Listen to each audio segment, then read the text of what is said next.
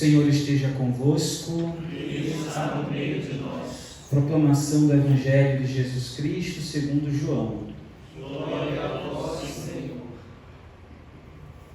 Naquele tempo, disse Jesus aos fariseus: Eu parto e vós me procurareis, mas morrereis no vosso pecado. Para onde eu vou, vós não podeis ir. Os judeus comentavam: Por acaso vai se matar?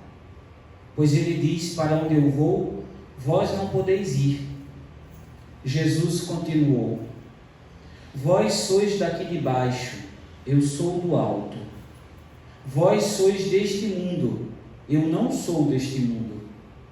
Disse-vos que morrereis nos vossos pecados, porque se não acreditais que eu sou, morrereis nos vossos pecados. Perguntaram-lhe, pois: Quem és tu então? Jesus respondeu: O que vos digo desde o começo.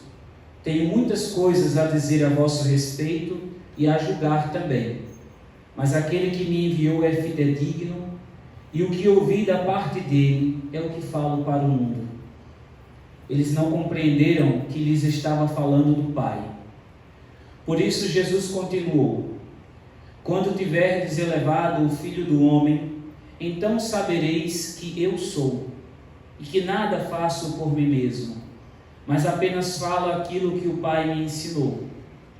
Aquele que me enviou está comigo, ele não me deixa sozinho, porque sempre faço o que é de seu agrado.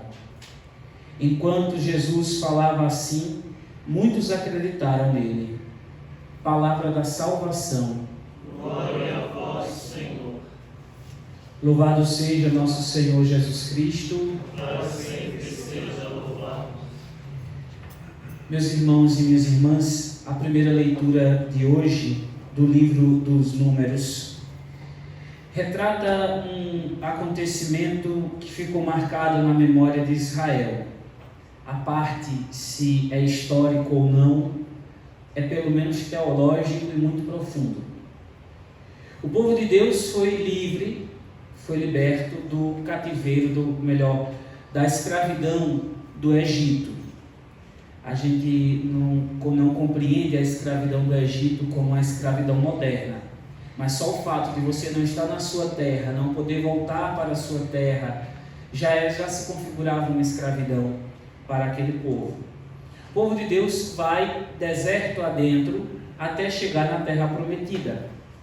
E depois que eles passam pelo caminho que leva ao Mar Vermelho, dando ali a volta no país de Edom, eles começam a impacientar-se com Deus e com Moisés, e começam a blasfemar contra Deus e contra Moisés.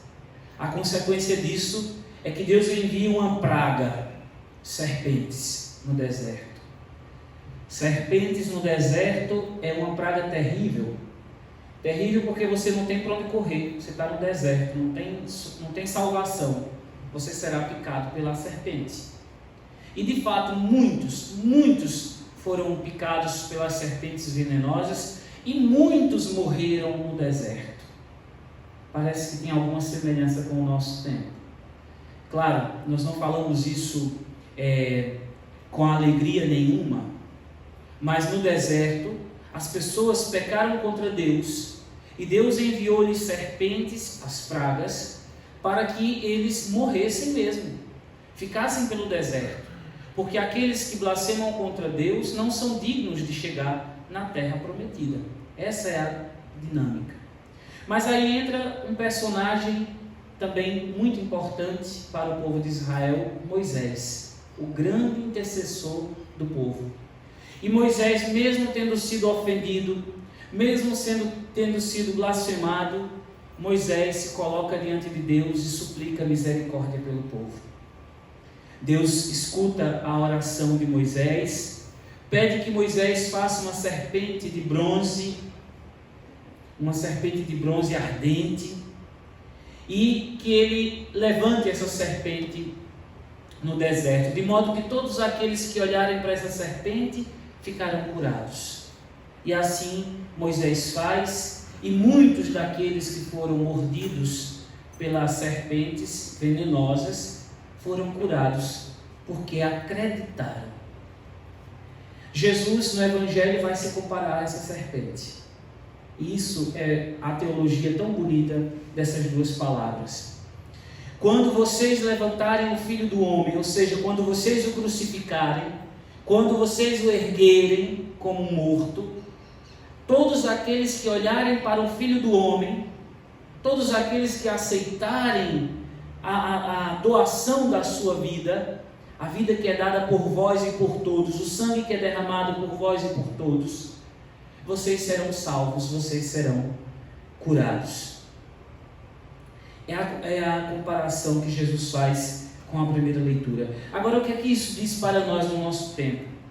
Nós somos uma geração de pessoas impacientes, nós somos uma geração de pessoas incrédulas, nós somos a geração de pessoas sempre muito apressadas, nós queremos tudo para ontem, nós queremos ter demais, e tudo isso vai nos levando a uma certa blasfêmia contra Deus.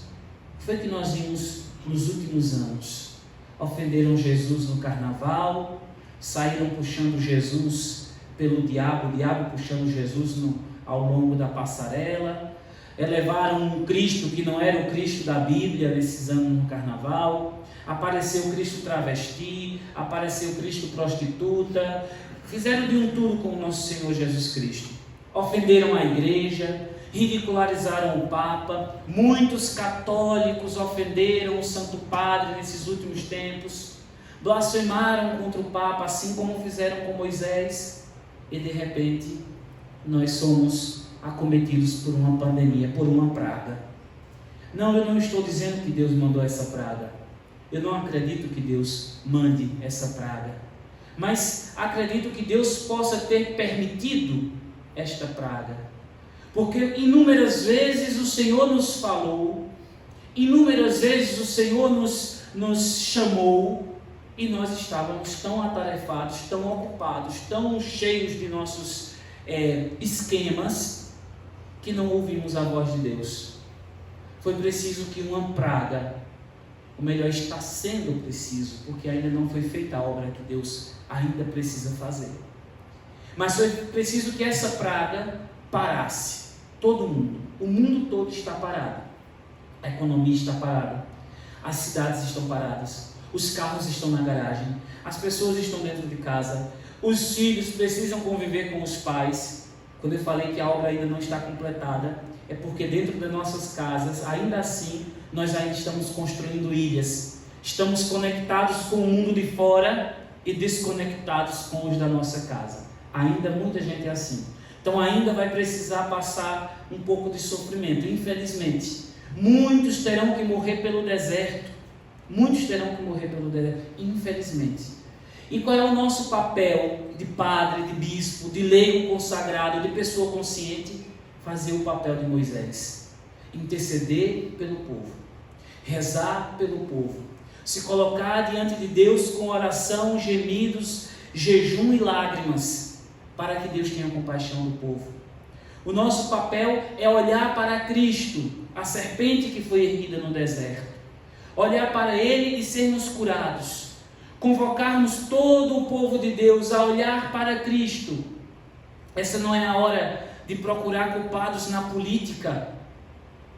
Nós não precisamos culpar nenhum político agora.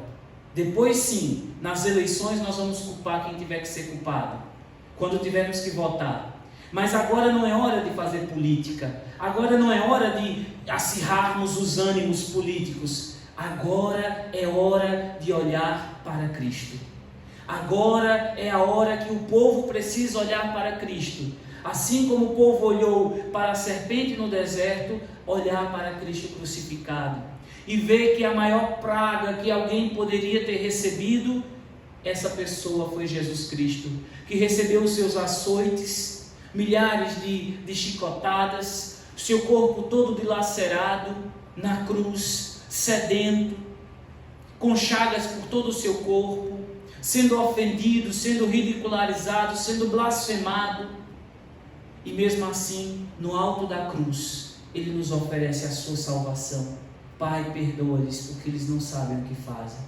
Essa é a hora, meu irmão e minha irmã, urgente, de que todos nós, você que está assistindo a Santa Missa agora, mas os da sua casa, os seus amigos, as pessoas do seu trabalho, as pessoas que você não conhece, o mundo inteiro precisa olhar para Cristo crucificado. Foi isso que aconteceu sexta-feira, quando o Papa nos apresentou aquele crucifixo de 1500. As pessoas todas olharam para o Cristo crucificado. Crianças, adultos e velhos, crentes e pagãos, todos olharam para Jesus crucificado. Alguns olharam e se sentiram tocados, se sentiram amados por Jesus Cristo. Outros olharam apenas por curiosidade. Que você, meu irmão e minha irmã, que eu, olhemos para Jesus Cristo crucificado e nos deixemos tocar pela salvação dele. Nos deixemos redimir pela salvação dele, para que sejamos curados desta praga, desta pandemia e de tantas outras pragas que às vezes assolam o nosso coração silenciosamente, como a raiva, a mágoa, o ressentimento, o desprezo pelo outro. Que o Senhor Jesus crucificado possa nos libertar, nos curar. Assim como a serpente que curou o povo no deserto, a serpente de bronze, assim como Cristo crucificado, que nós possamos também sermos curados, olhando para Ele e aceitando a salvação que vem dele. Repito para concluir: Deus não nos envia castigos e pragas porque quer ver o nosso sofrimento. Não é do interesse de Deus ver o nosso sofrimento. Deus quer a nossa felicidade. Ele criou o paraíso para nós. Prometeu-nos o céu, a eternidade feliz, a vida beata, como diz São Tomás de Aquino. Nós é que pecamos.